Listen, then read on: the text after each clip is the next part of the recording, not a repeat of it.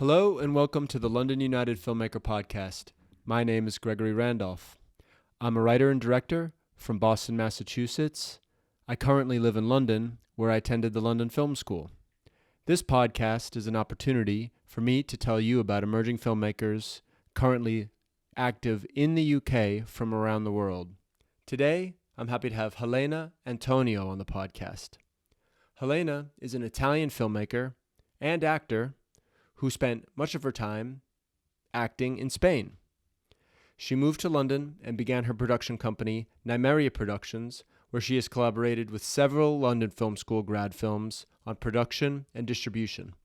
Her latest directorial effort, which she played the lead in as well, follows Fiona, who becomes the prime suspect in a ferocious crime.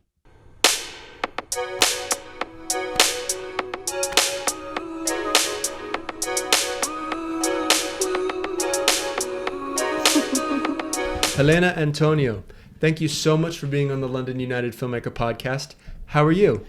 I'm very good. Thank you so much for inviting me. Yeah. We've been waiting for this moment for a little while, and we're finally here. So I'm very excited about chatting all things films with you. Yes, absolutely. Yeah, I love that energy. That's how it's got to be. I just as by way of introduction, I first became aware of Nymeria Films and some of the work you had been doing with other London Film School students in regards to some distribution and just some representation overall. You've got such a great show reel on the Nymeria website with lots of bits and pieces from Johnny's film. Also a good friend of mine, Aaron Singh, who's AD'd for me before, actually. He's a brilliant AD as well as director and writer.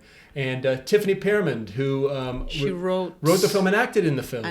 Yeah, so 2 Lifetimes. Yeah, no, I mean, it's and the name of the film is 2 Lifetimes. Yes, 2 Lifetimes. And so it's just I kind of heard about you through the grapevine, and just we started chatting about a film that I recently have done, and maybe collaborating some way in regards to distributing. I would love to talk about it. And really, you just seem to have a great knowledge for the film industry, and I'm curious to hear more about your journey in filmmaking. And you're a brilliant actress as well. I mean, that seems to have been a big part of your career. So. I think really it's about starting at the beginning, and we can kind of get more of a full sense of, just the trajectory of your career and what drives you to make films. So my question is, after all that, what was the initial spark? What was it? Was it the acting? Was it the camera? What was it that really got you into it? And then also maybe just a little bit about where you're from and just how that all kind of meshed into where we are today. Perfect. So the beginning was I gotta just go straight to the question because I love it. Just going straight into the answer. Cool. But thank you so much for the wonderful introduction and the beautiful and very kind words. Yes. So the beginning of everything is gonna sound a little bit funny. The beginning, I think it was writing. So no one is expecting that. Basically, I used to be a very introverted child and quite shy. And again, no one would really believe that.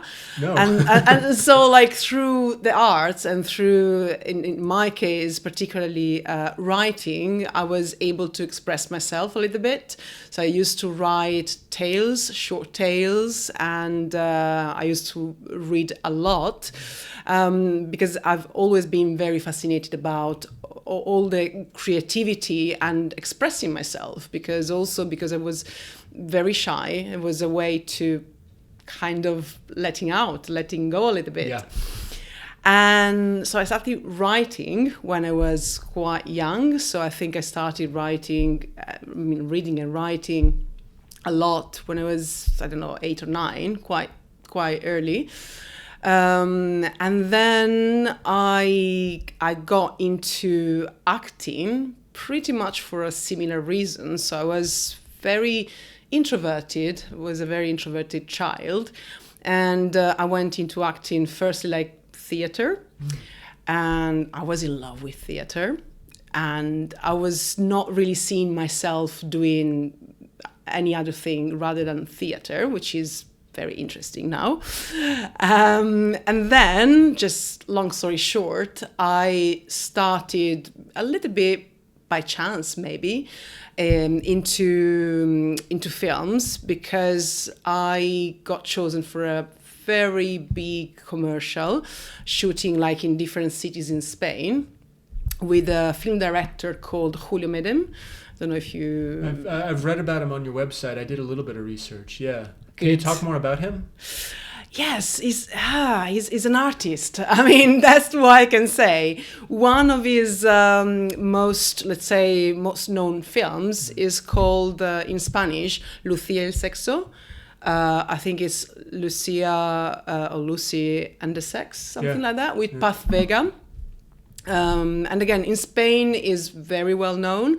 I think also in the States, but maybe not outside of these countries. Yeah. And he's an artist. That's what I can say. So I was working with an artist and a little bit introverted personality of a film director on set. So that experience was like, oh, wow, this is making films, because obviously as is a film director making a commercial, there was not the traditional kind of happy times commercial. It was much more it had like a big depth, let's say. We were filming different locations, different cities. It was like more storytelling. Having the experience was like, right, so that's what I want, and I want to work with the camera. So that's how everything started, let's say. And then I've been acting for a few years. I've been achieving a few things that I feel good about. Absolutely, yeah. No, I have a list here. FBI, can you tell me? FBI International. Yes. Super Sex. Yes. So those ones are quite a recent TV series. Yeah. And I mean, what should I say? I love the experience, of course. How was it? How was it working? It was big. It was big. It was like, I mean, the life of an actor is... sometimes it's not a funny life, let's say, because there are lots of rejections and loads of no's. Even when you are absolutely brilliant, when you just hit the spot, when you're amazing, it's like, no, because whatever silly reason. Yeah. So when it's a yes, it's like a big celebration. And when you get to film on such big shows, it's like, wow, this feels good. Cool. And there's like plenty of gratitude and happiness and joy, because you're well taken care of. Yeah, because also, but aside of the great experience behind the scenes, being taken care of and filming with, I mean, great talents and directors and like people that work like very high levels in the industry. Aside of that joy, there's always you get to film in one big TV show, two big TV shows, etc., and so on. But like before that, there are like, I don't know, 100 rejections. Yeah. So when you get the chance to do that, it's like, okay, I've been working for free, preparing myself for a while, and now you get to do something that is like big, massive. It's a nice recognition. It's a nice achievement, and it feels good. It feels good overall. It's like, it feels good overall. It's just like I was feeling I was doing what I was meant to be doing. Yeah. I was in the right space. Yeah. And you also received an award at Brighton Rocks Film Festival recently, which looks like a brilliant festival for your acting as well. Is that correct? Correct. Yeah, I saw that. That's fantastic. Congratulations. Thank you so much. What was because I'm trying to wrangle in here a little bit, because I feel like we can go in a lot of different directions. But yes. I think I want to touch on some of the of your notes, acting for sure, because it sounds like I can see the passion for that. But my question is, before we get there, can you tell me a little bit about where you're from? Because I feel like that always is an important part of. I mean, it's always important, where home is. But I'd like to hear a little bit about where you're from and maybe how some of that. I mean, it sounds like you were shy. That's not necessarily a geographical thing. That's just how you're born sometimes.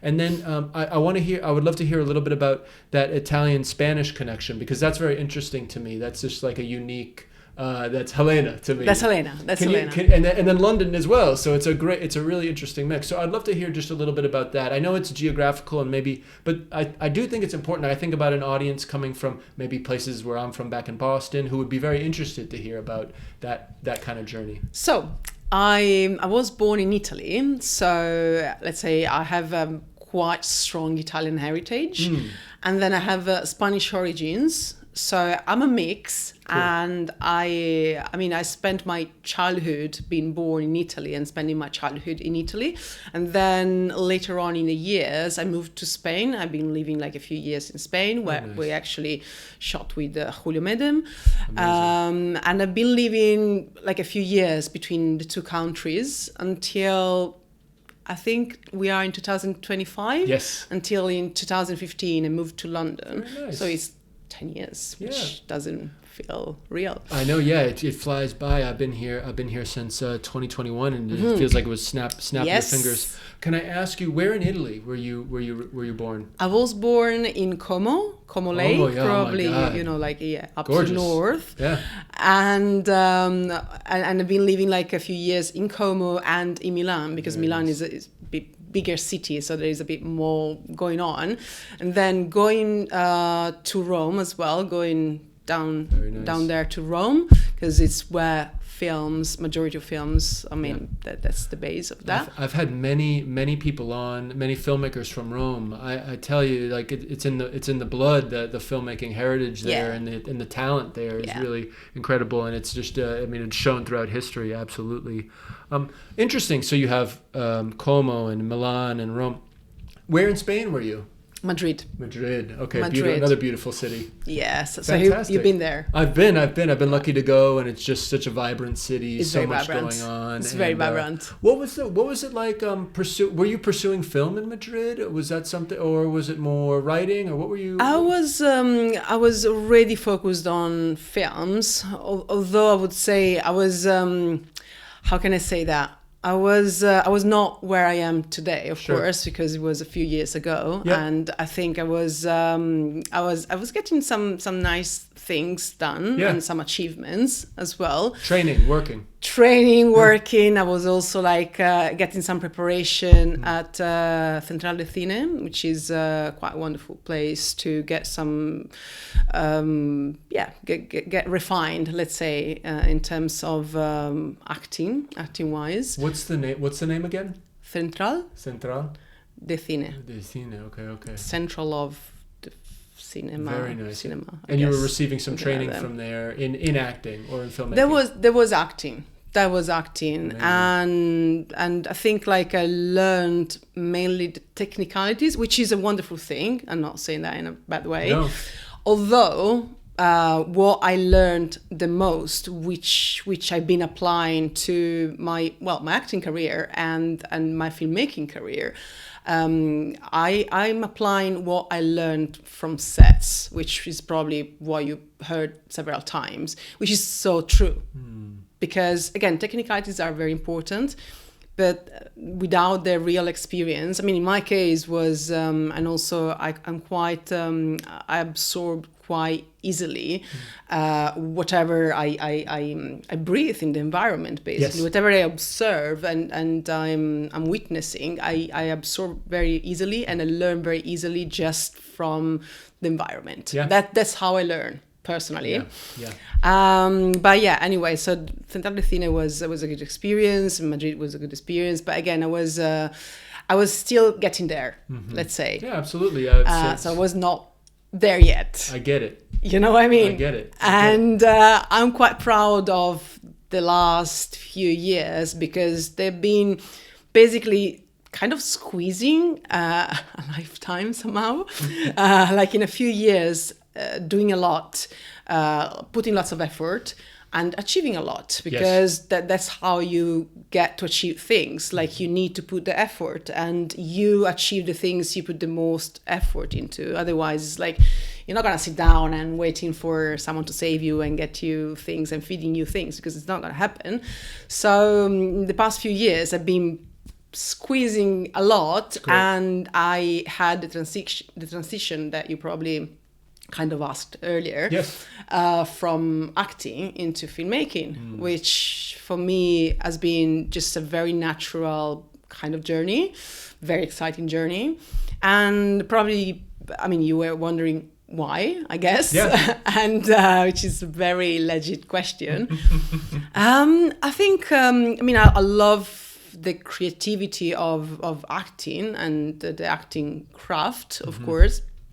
Although I had like an overall vision of I want to make films. Yeah. So it's like, I mean, acting is great. I love it. Although I want to manage many more things. I want to just create things from scratch and being able to just, just make things happen, just in a very, very simple way. Because I realized, okay, yeah, I love acting. This is amazing. I can do it.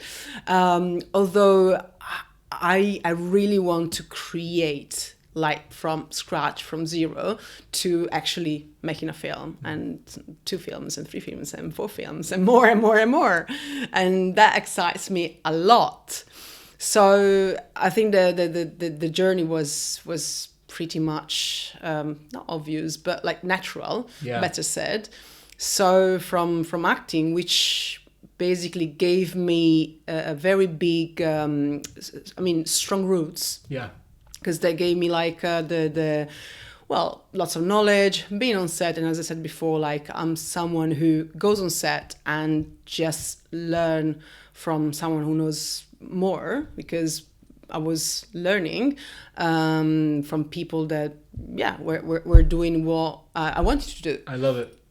I get the sense that, I definitely level with you there in regards to wanting to build something from the ground up. That's definitely I was producing a little bit at London Film School as well as writing a little bit. So it was that feeling of kind of being at the ground floor and wanting to build something completely. Yeah, acting. I've done a little bit of acting as well. So just as in regards to relating to you, and I think it's a wonderful part, just as any piece of the puzzle to make a film is. But to kind of be more, not overarching, but to be kind of building from the ground up and looking at more aspects of it if you have that personality, can be very satisfying. So I can absolutely level with you there. And then it's interesting because I guess this kind of steps into Nymeria Films and your films, which I really want to talk about. I think are important talking points, which is 2020.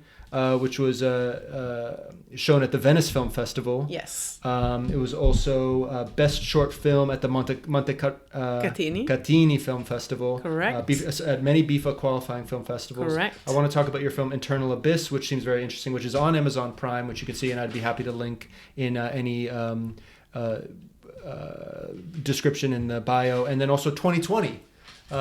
Which is another one of your films that you wrote and directed. Is that correct? Correct. So you've got films that you've directed and written from the ground up. You've got Nymeria, which is representing many other films. So my question is when you came from, and it sounds like you got this spark. You were acting, you were kind of writing, and at one part of your life was shy, and boom, you're out in front of the camera, and you've really shine. You start to shine there, and then I think it sounds like you met a director who was like, whoa, this is like, I'm trying to piece it together in my own way, and you said, wow, this is so cool what he's doing, and he's maybe it just seems like something you gravitated to.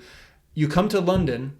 And I'm interested to hear about that kind of the origins of Nymeria Films. Can you tell me a little bit about what sparked that? It sounds like that's part of your journey in regards to wanting to build from the ground up, but I'd love to hear it from you. And on top of all of this activity, all of this creativity, you're a mother as well, and your daughter was featured in 2020. Let's talk about, because maybe 2020 kind of fits into, was 2020 the first of the 3 films? Correct. So I think that's perfect. We can talk about 2020. We can talk about how Nymeria kind of rolls into it and like get all of that together. So it's a lot of good material. Yeah, it's a lot. So when I start talking, I go on a tangent. No, it's so great. It's great. I will try to control. That's my goal.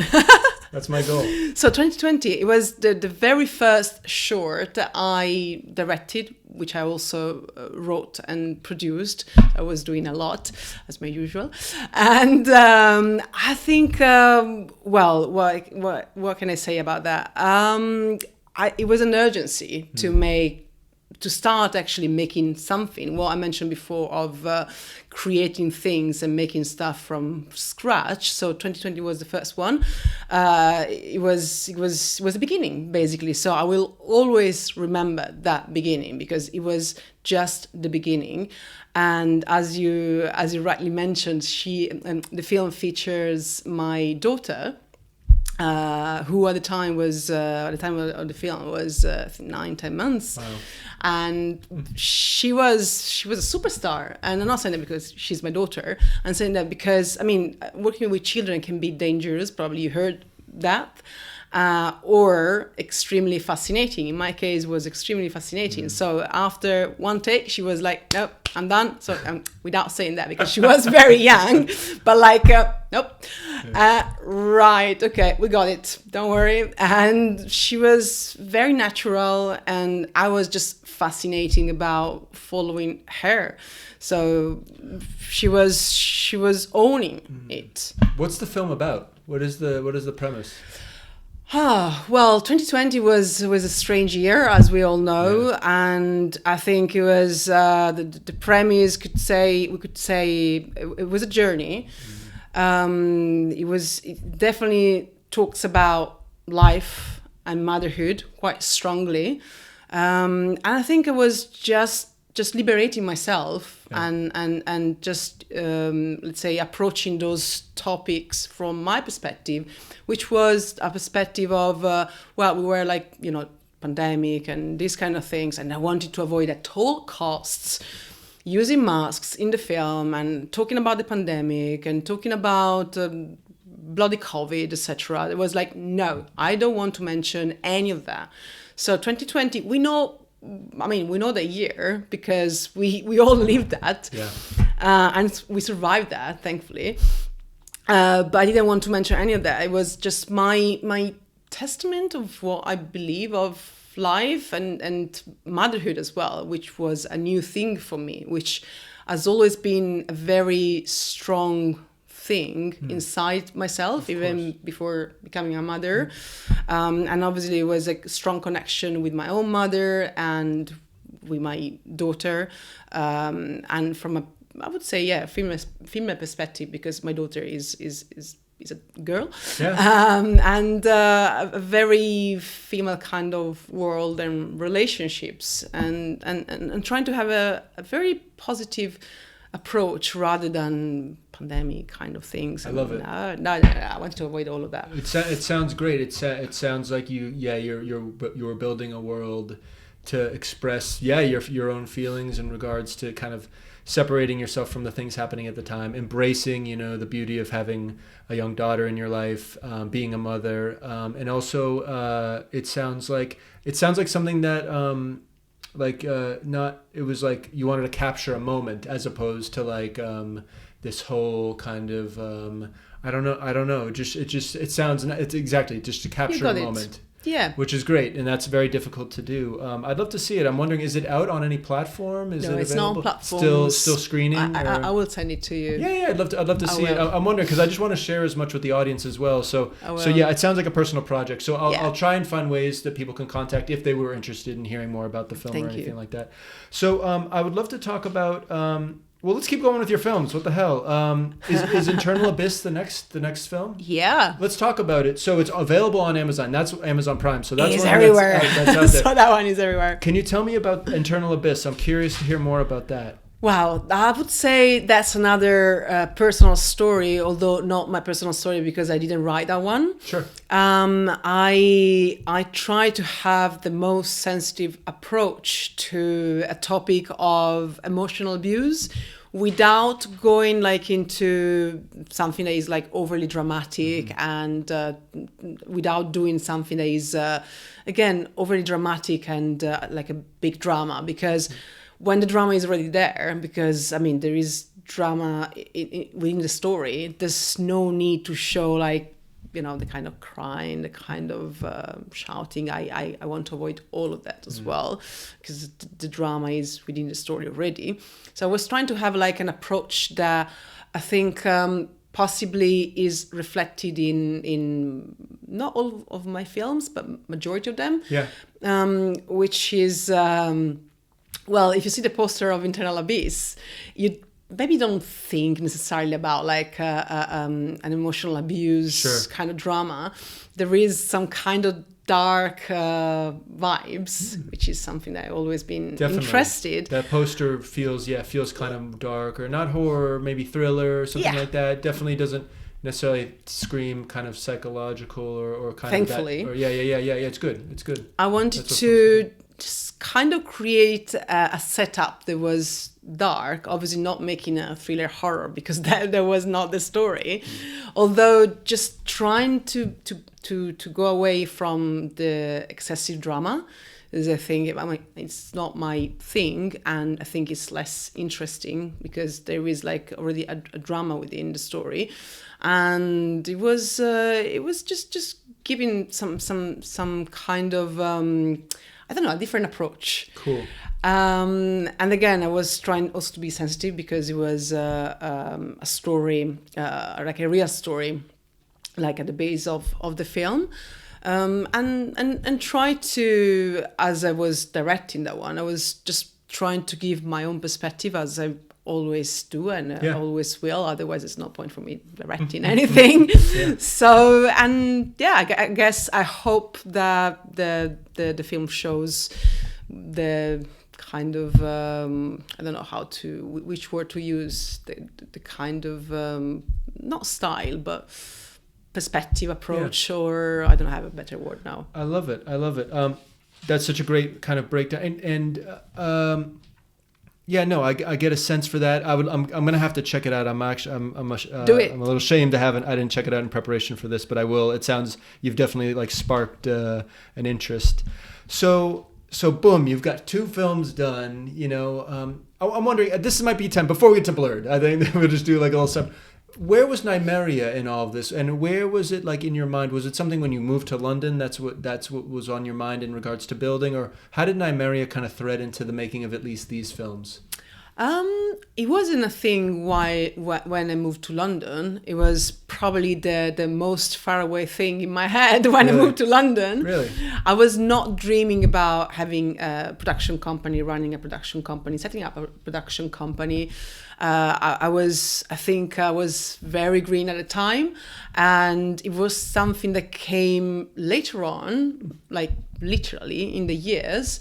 Now I'm very happy about that, just to be clear. So when I moved to London, I had absolutely no idea about Nymeria. Someday Nymeria is gonna be born. No, at all. It was like one of the most far away things from my mind and from myself. And then, I think I remember one night I spent like God knows how many hours awake thinking about the right name for the company, when I was actually, you know what? I want to create this. And there was, I think about the idea was born like about 3 years ago or something, so pretty recent. So one night I spent like so many hours thinking about the right name, and finally I came up with the Nymeria name, which is the name of 2. Well, one is a character in Game of Thrones. Yes, probably you know. I was looking into it. Yeah. I love wolves. Yeah, cool. With all my heart. Okay, cool. And also she's such a great character because she's very loyal, very strong, powerful character, regal, but a good character, a positive character. That was important. And then the other character is a warrior queen, like a very independent woman, married to some kind of king, but like being very independent and very strong. So like 2 very strong characters. It's like, I like the sound, and I love wolves, which is now cool. the logo of companies, It's a beautiful logo too. Yeah, Thank you. I love it.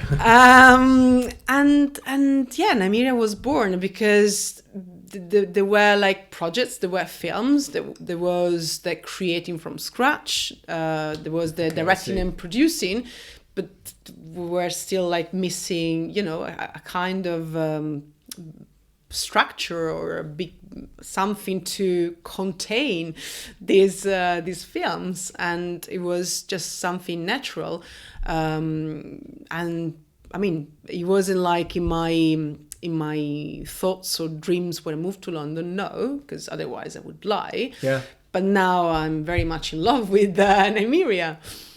So again, like we were just talking about how important these films end up becoming to you, you know, as an artist and a filmmaker. And so we've talked about 2020. And also, just a quick question about 2020. You acted in 2020 as well, is that correct? I'm just like kind of play a cameo role, Sure. just literally like passing, you know, just in front of the camera. Okay, cool. So kind of a light. But yeah, I didn't want to be in front of the camera at all. Yeah. But yeah, I'm just I'm a presence. I'm a presence. Okay, I'm a presence. Would you ever act in something you were going to direct? Have you ever had any interest in that?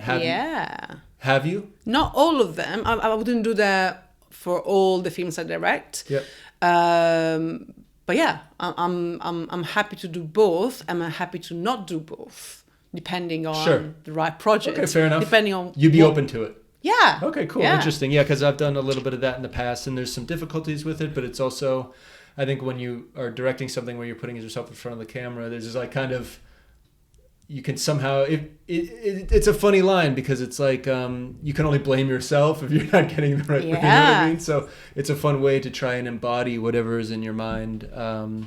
But I just ask you just because you have an interest in both. So I would like to talk about Blurred. Can you tell me a little bit about that film, what that film is about, maybe what was the initial inspiration for it? And I'd just love to hear some thoughts on it, you know, now that you've had that out there. I'd love to just hear about it. Oh, no, it's not done yet. It's still in post-production. It's in post-production. I'm sorry. Yes, I knew that. It's in post-production. Okay, cool. So firstly, I'm quite terrible talking about like plots and storylines. I'm really horrible. So yeah, probably like as I failed with the previous films, I would fail with Blurred. So I gotta skip that because I'm terrible.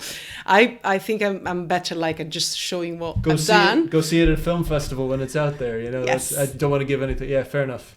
I can say like it's a psychological thriller, and good references for the tone and the vibes, I would say, are True Detective season 1, The Sinner. So there is like a big element of mystery and darkness because I'm fascinated by like just going and investigating into the human mind.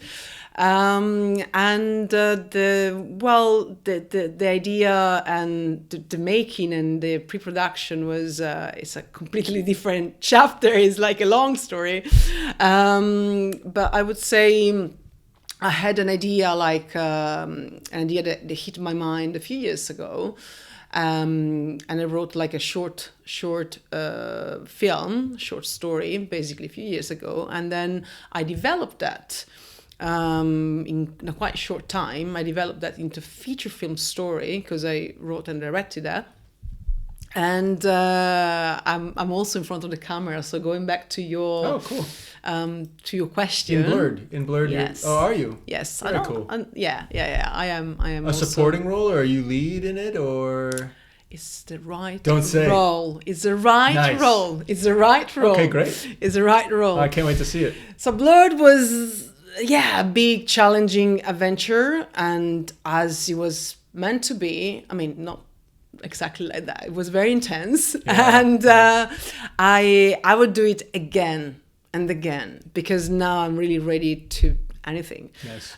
It was very intense. It was very intense because, again, it was my debut as a director of a feature film, and it was a massive experience because the script is not that simple. Mm-hmm. So we got like several things to consider, several things to just look after and have in the film. And it's not like, hey, 2 characters in a room. No, it was quite challenging script. And I think it was just a very massive, big adventure and possibly bigger bigger than I thought when I started that. It was I'm trying to not say too much, but I guess a good way to. Did you shoot it in London? Just outside London. Just outside London.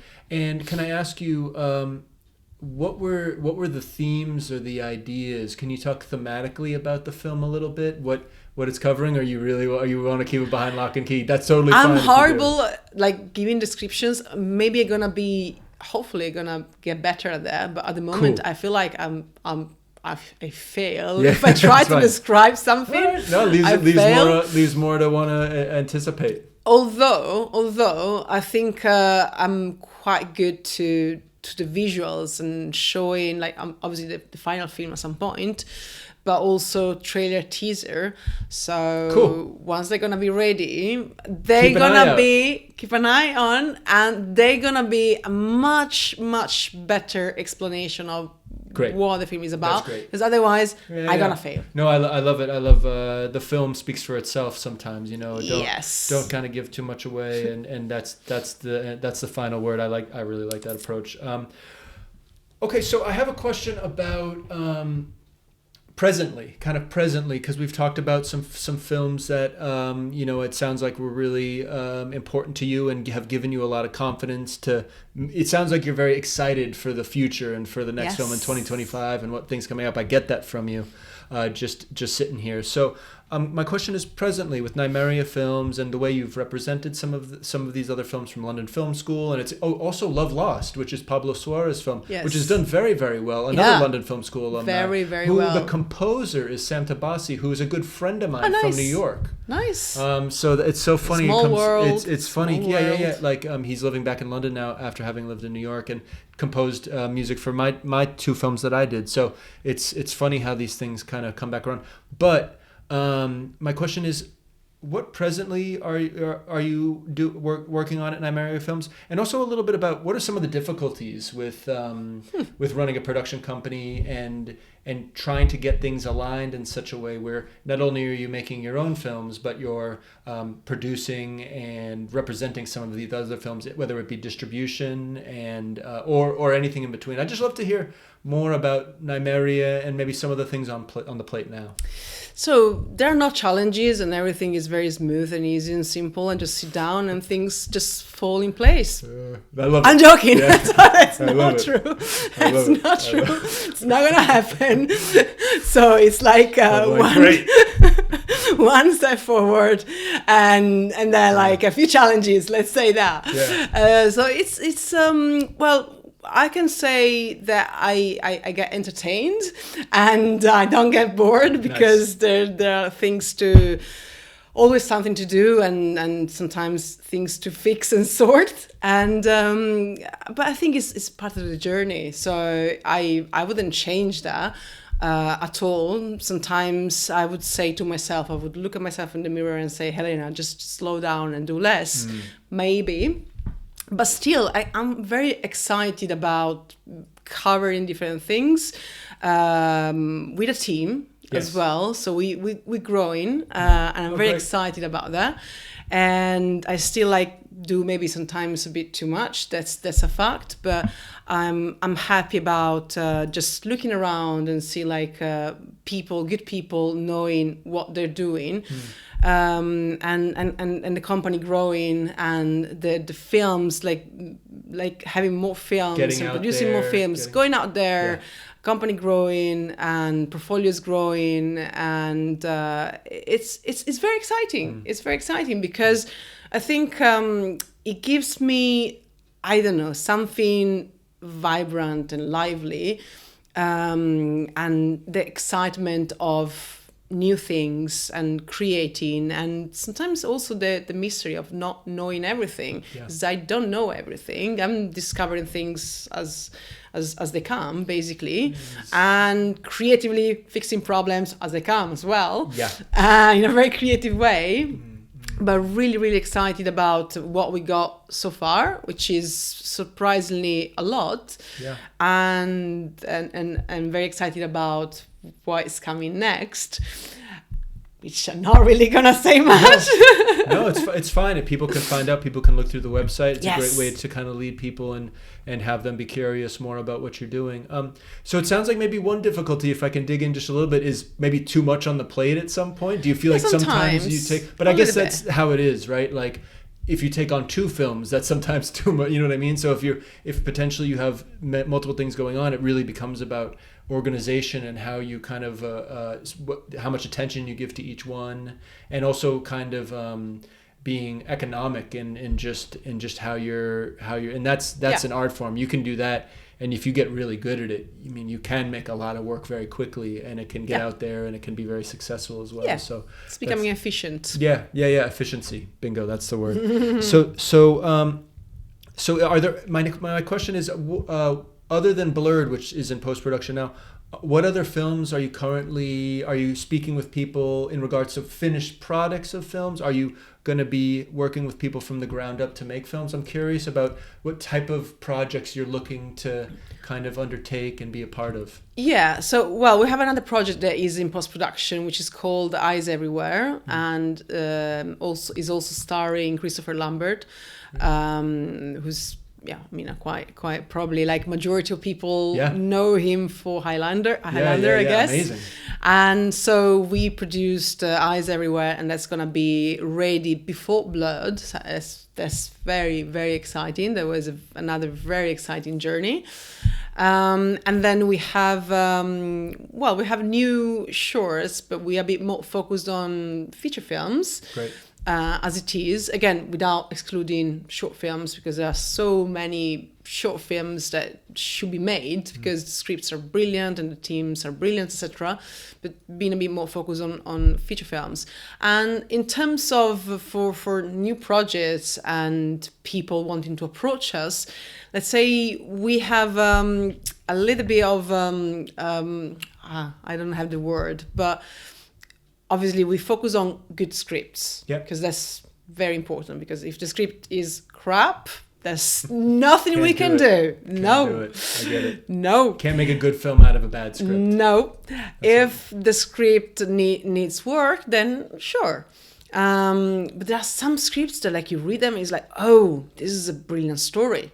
So we want brilliant, exciting stories.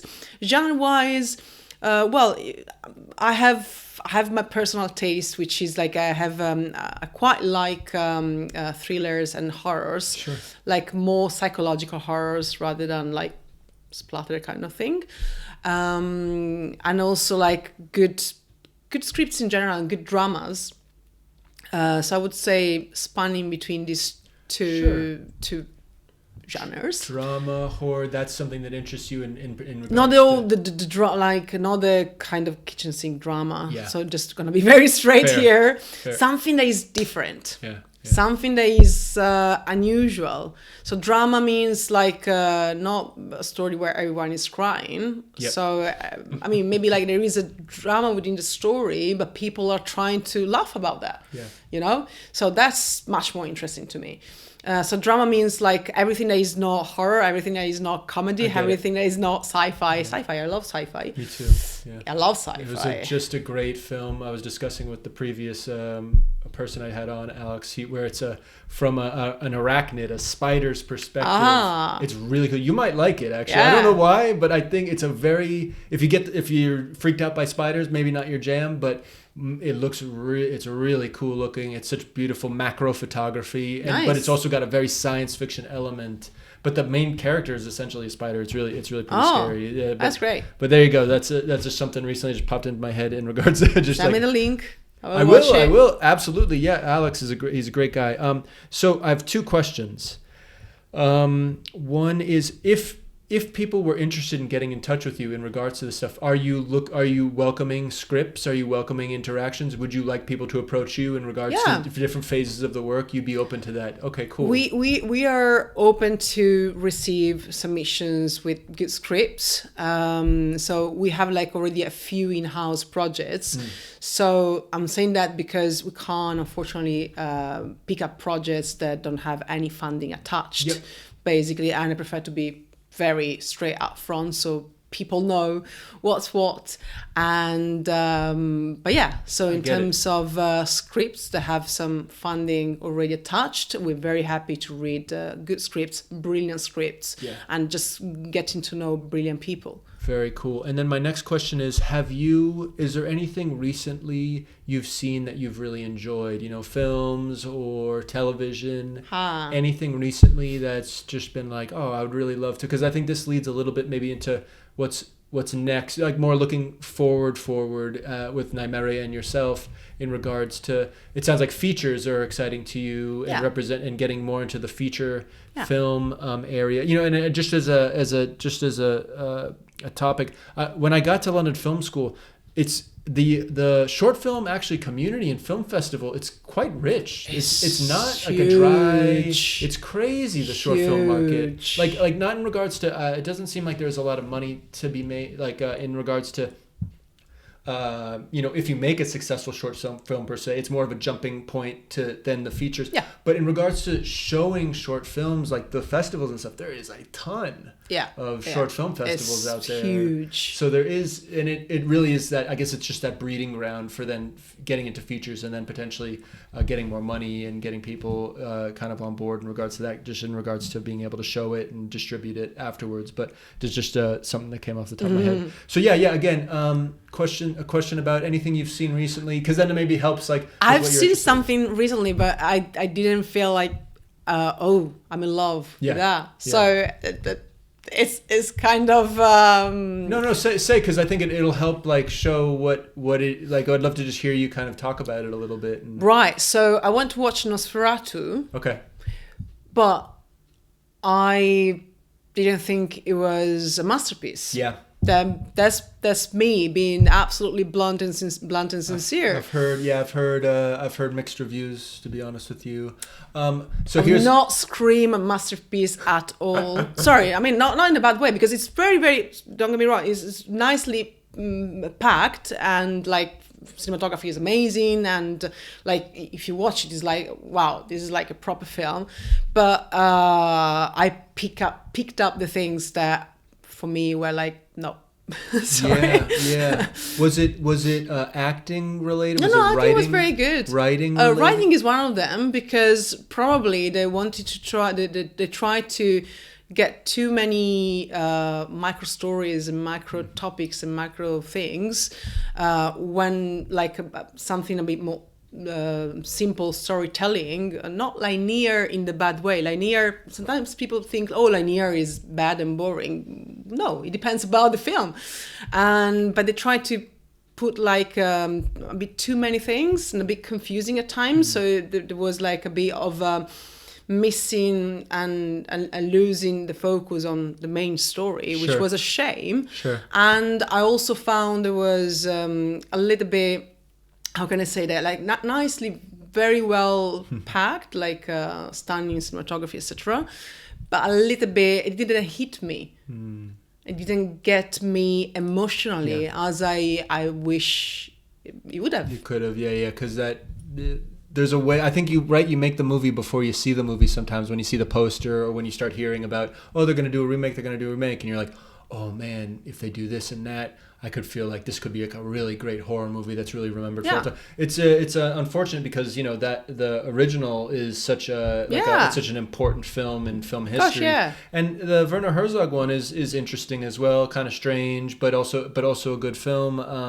I tried to watch them. I haven't seen the new one yet, but no, there were scenes that were really amazing and they got me. But scenes, I didn't leave the cinema thinking like, oh, the whole film was like wow. No. But some scenes were really strong and really like emotionally and visually, all of them, but not the whole film. Yeah. And it's me just being sincere. Well, there you go. That leaves room for you to be making films that really fit that gap. I mean, it's good to have that opinion and to have a little bit of responsibility, just a tiny bit, just a little bit. Yeah, absolutely. You got it. You haven't put too much on you. No, it's important. It's important to be able to be critical of even the biggest films coming out, nowadays, because even though there's so many being made, I think the reason we're in it is because we really feel like we have something to add, and we wouldn't be in the film industry if we didn't feel like we truly have something to say.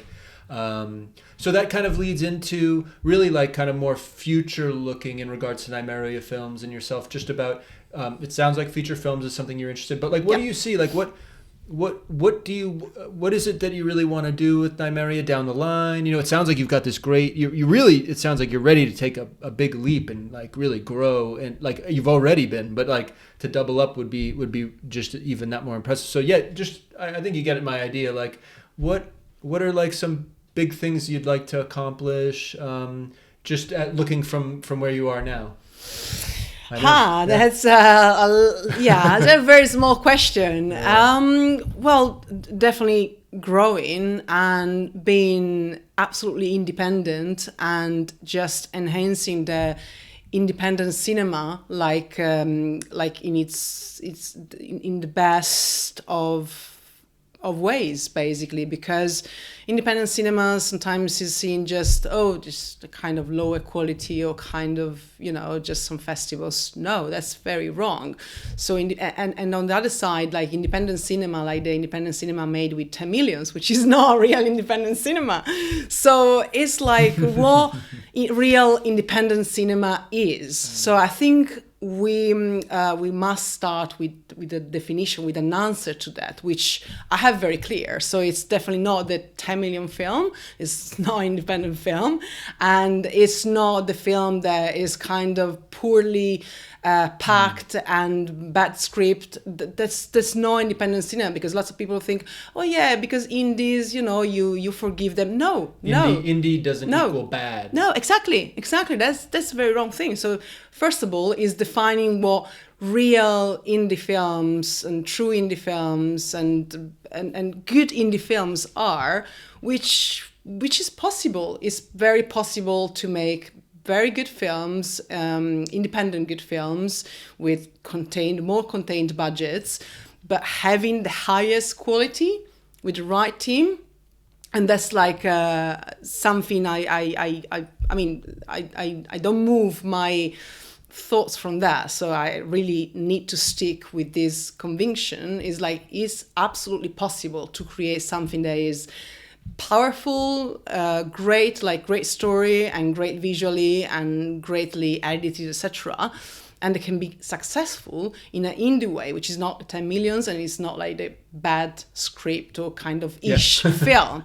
So that's like a must for me. Yeah, that's a must for me. I have it's a craft. Clear. It's a craft. Oh, yeah. That's how you have to think about it, and you have a very devoted and structured mindset with it. I can tell just the way you're kind of speaking to me about it, that you're very devoted to that, and you will achieve it. So that's amazing. That's like hopeful. It's like very, very hopeful, but in a way that you can achieve it. It's not just a pie in the sky type of thing. I really love that mindset. In just very, very short amount of time, you described kind of that mindset as well, which is that's a mindset. I think everything starts with the mindset, or with the right mindset, hopefully, and then from the right mindset, everything can come. Otherwise, if you don't know what you're doing, it's a bit difficult to create something. And I think the good things are created with the right balance between practicalities and being practical, rather than I'm dreaming about making great films, but it doesn't mean nothing. Being practical and having the right knowledge of creativity, how to package things and how to craft, refining and finessing. So it's a balance for me. That's very well said. It's so nice to hear someone else say it, because I think of it and I think, oh yeah, that recipe of doing it, and getting that film done that really means something and sounds the way you want it to and looks the way you want it to and is acted the way, stylistically is working the way you want it to, is edited the way you want to, is possible within a 100%. Feasible budget. 100%. It doesn't need 10 million, because you know what the 10 million went to at Nosferatu? Oh, sorry.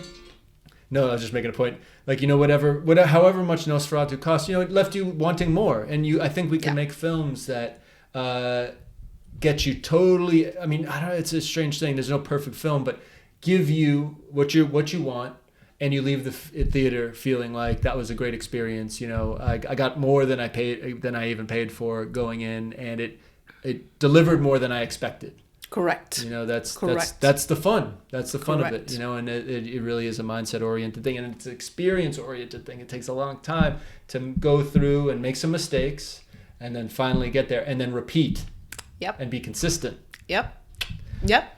Helena. Correct. Helena, that was fantastic. Is there anything else you want to discuss? Yeah, I can talk forever, Okay, but we don't want that. I'll nip it now. Helena Antonio, I just want to thank you so much for being on the London United Filmmaker podcast, and I hope we can do this again soon. Thank you so much, Greg, for the invitation, and we will do it soon. Great. Thank you.